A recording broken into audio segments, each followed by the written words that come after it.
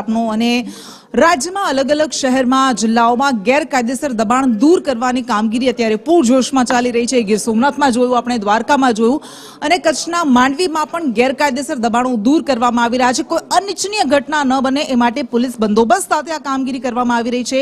150 જેટલા લારી ગલ્લા ધારકોના જે ગેરકાયદેસર દબાણ હતા તે દૂર કરાયા છે।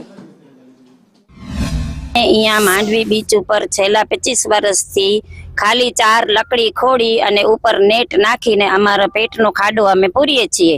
અમે કોઈને નડતા નથી કોઈ અમારો પાકો કોઈ બાંધકામ નથી અમારો। અને મોદી સરકાર એમ કે છે, આપણા નરેન્દ્ર મોદી સાહેબ એમ કે છે કે બીચનો વિકાસ કરો અને તમે આત્મનિર્ભર બનો તો અમે તમને લોન દઈએ।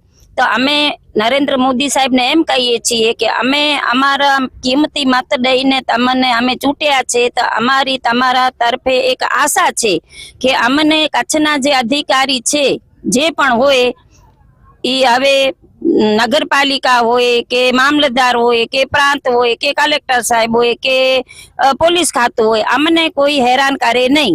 વિન્ડ ફાર્મ બીચ ઉપર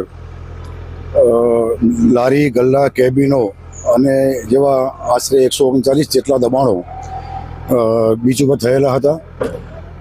આ દબાણદારોને બીચ ઉપરથી હટી જવા અગાઉ જાન્યુઆરી માસના પ્રથમ વીકમાં સૂચનાઓ આપવામાં આવેલ। ત્યારબાદ વારંવાર સૂચનાઓ આપવા છતાં તો એ દબાણ હટાવેલ ન હોય। ઉત્તરાયણ અને વેકેશન જેવા પ્રસંગો પૂરા થયા બાદ આજે આ દબાણ હટાવવાની કામગીરી શરૂ કરવામાં આવેલ છે। સાથે અહીંથી જે દબાણ હટાવવામાં આવેલ છે